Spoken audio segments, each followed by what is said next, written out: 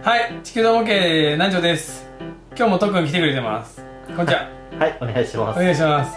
今日はですね、僕どこの上にいるかと言いますとね、銀色のトレイの上にいるんですよ。特訓なんだかわかりますか？これ何ですかね、これ。これですね、UFO の上じゃないですよ。お。なんか、綺麗ですね。そうそう、綺麗なんですよ。これはですね、僕にとって切っては切れない存在のパーツでございまして、ちょっと引いてもらうとですね、これこうなんかこうカップの上に立ってるんですよ、僕。はい。これはまさか。これまさかのまさかですよ。今日はこれについて話すわけですね。そうなんですよ。今回はこのエアブラシについて。これね、お客さんには絶対貸さない一品でございますからね。これ僕専用の、マイハンドピースでございます。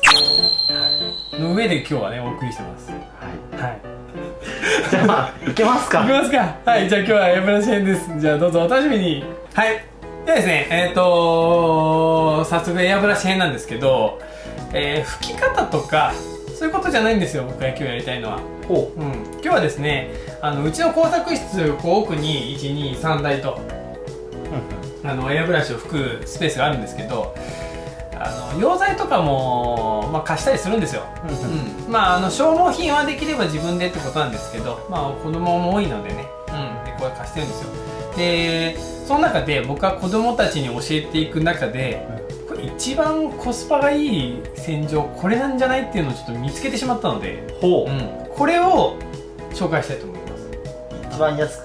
一番安く洗浄をさっとする方法、ツールクリーナーとカラーの薄め液なんですけど、このツールクリーナーを毎回使う方おられるんですけど、これってよっぽどひどい汚れの時でいいので、その日に使ってすぐに洗浄する分には専用の薄め液でいいと思います。だからアクリル塗料を使っててればアクリル薄め液でいいし、ラッカー系塗料を使ってればこのラッカーの薄め液でいいと。でこれを結構ドバドバドバっとこう洗浄今まで僕もしてたんですよ。しっかり汚れ取りたいんでね。いやこれはっていうね、ちょっとこう省エネのエコな洗浄の仕方を今日は紹介したいと思います。早速このエアブラシを洗浄していきたいと思うんですけど、今なんかこんな感じになってます。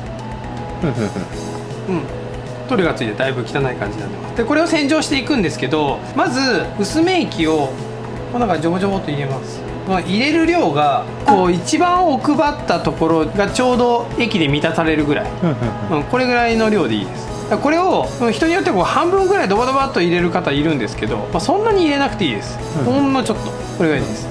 でこれを、うがいというものをして中でガラガラガラガラっと洗ってあげます。でこのうがいの仕方がここをこうやって緩めてこうやって押して引っ張ってくれてもいいですし、これでうがいになってますね。でもいいですし、この先端をこうやって押さえて変な音したね小学生かこれで爆笑する大人やだよこれでこうやってうがいしてもらってもいいです。こうやって押さえてねなんか深夜に来るねこれしょうもないのに爆笑してしまうみたいなこれね毎回本当に言うんですか？いやこれちょっと今日は絶好調みたいななるほど。こんな感じです。これでしばらくやります。でこのうがいしてる間にこれちょっと塗装用の筆じゃないですよ。もうこれ洗浄する用のもうダメになった筆です。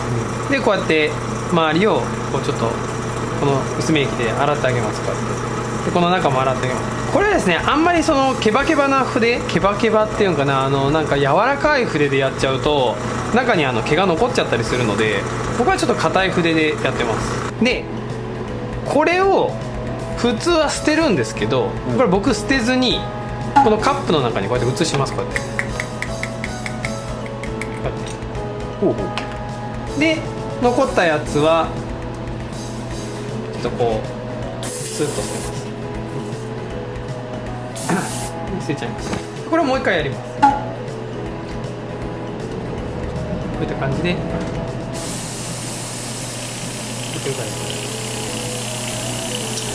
そうするともう1回目でだいぶ長くやってるんでかなり汚れが取れてると思います。この時に注意してほしいのがエアブラシをこう上に上げないこと。上に上げるとここに入り込んじゃうので、今もこう下に向けてこう、あんまりこうやって上にやると洗浄のする場所が増えてくる。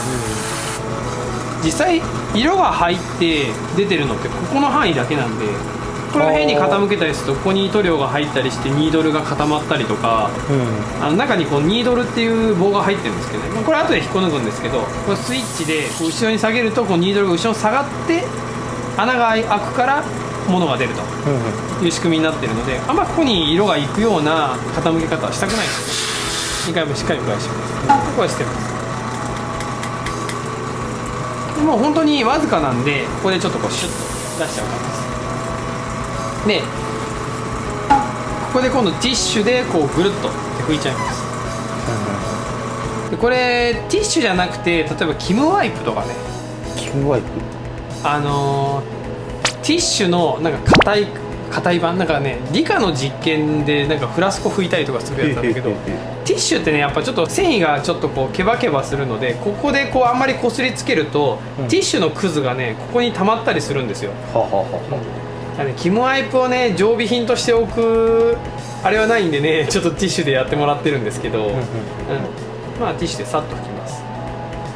そうするとほらもう結構綺麗じゃない？この奥のところはニードルが邪魔してるから拭けないんだけど、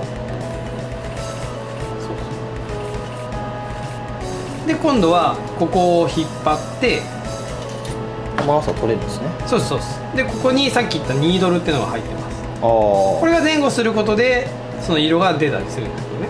でこれを引っこ抜きます。こうやってでこの抜いた時にこの先端が折れたりすると、もうこの先端が例えばダーツでいうとダーツが矢の先みたいなもんなんで、これが曲がっちゃうと塗料が下に落ちたりとか、ね、そういう曲がった方向に色がいったりするので、ここ絶対曲げちゃダメです。これまっすぐがいいです。でさっき拭いたこの溶剤の湿っているティッシュでこう拭きます。でこれを拭く時も上下やるとそれこそ針が折れちゃう原因になるので、こうキュッとこう回しながらね、その時にこうさっき残してた溶剤を使うんですね。そうエコでしょ。あんまり溶剤使いすぎると洗浄し終わったそのシンナーどうするのっていうね。そうですよね。新聞に含めて捨てるのってことになるじゃない、もったいないんで、極力このティッシュ1枚に全部含まして僕は捨てようと思ってるわけですよ今、魂胆としては。でこうやって回しながらきれいにします。でそれとこの間にこの奥が拭けるようになってるので、でこれ綿棒でまたこのさっき捨てた液で道具拭いちゃうんですよ。エアブラシをこう放置しなくて色を拭き終わってすぐ洗浄してる時用ですからね。放置すればするほどやっぱラッカーが乾いちゃうともうしつこい汚れになっちゃうので、やっぱその分溶剤もいっぱいかかっちゃうんでね。じゃあまずはすぐに洗うっていうのが、すぐに洗う、鉄則。ほらこれでかなり OK。もうピカピカじゃないですかね。めっちゃ綺麗でしょ。もうこれでいいと思います。じゃあ次にこの先端外します。ここにほら拭いた塗料がここに溜まったりします。穴にね、結構汚いんです。じゃあこれを洗浄しないといけないと。で今度ここね、これを取っちゃう人いるんですけど、あんまり取らなくていいです。これ取ろうと思ったらこういう専用のスパナーっていうんだっけこれで、でこれでやるんですけど、これが外すのは楽なんですけど止めるのが感触なさすぎて、ついつい回しすぎてこうグイッとこう行き過ぎて折っちゃったりすることがあるので、めったに外さないです。特に塗料をちょっと拭いたのをすぐ洗浄したいぐらいだったらここは僕はまず開けません。でさっき言った長いこと使っていてなんか出が悪くなったりとか、そうするとこのティッシュの細かい繊維がここに溜まってたりすることがあるので、これ外してちょっと汚れをズボッと取ったりはしますけど、まああんまり僕4年ぐらい使ってて1回か2回ぐらいしか開けてないです。だからまあ今回は僕はどうでもいいと思います。でここの部分が折れてしまうとそのニードルのねこの針が先が出るとこなんで、こうやってね出るとこなんで、これが折れないようにちょっとこういうとこにこうかけときます。かけときます。はい。でこれをどうするかと言いますと、こう2つに分かれるので、これをこうなんかドボンいいんですか。そう入れちゃいます。でこれをこう筆でシャシャシャシャシャシャシャエコでしょ。今とりあえずあれですね、2回しか溶剤をそう使ってないです。でこれでいいかなと思ったらこうティッシュでこうやってね拭き上げてあげますから。でここでも綿棒が出てきます。で別にこれ汚いように見えるんですけど、全然色取るんでね、これ綺麗にね、こういう感じでこうやって拭き取ってあげます。綿棒とティッシュは1枚ずつ絶対いるかな。綿棒の消費はやっぱ僕の中で一番激しいです。やっぱティッシュではこういうとこ入り込まないので、こうやってほら前のお客さんのとこ出てきためっちゃ汚いで、こういうところは結構ね大事になるんで、あとまたティッシュにこうやって吹きつけて、こうやってまたもう一回細かいところを拭いていきます。こうやってでこういうところとかもこうやっていろいろ拭き取ってあげます。なんならちょっと多かったかなぐらいなんで、もう今回いつもとよりさらにこう綺麗に拭いてます。でパーツを元に戻していきます。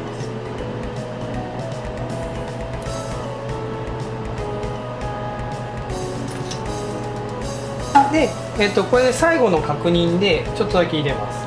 こうやって見るとほらもうなんか透明でしょ、液体が。そうですね。でこれで液体が透明だったらうまく洗浄ができてる証拠なんで、最後ちょっとニードルをもう一回、ほら全然汚れついてないですもんね。そうですね。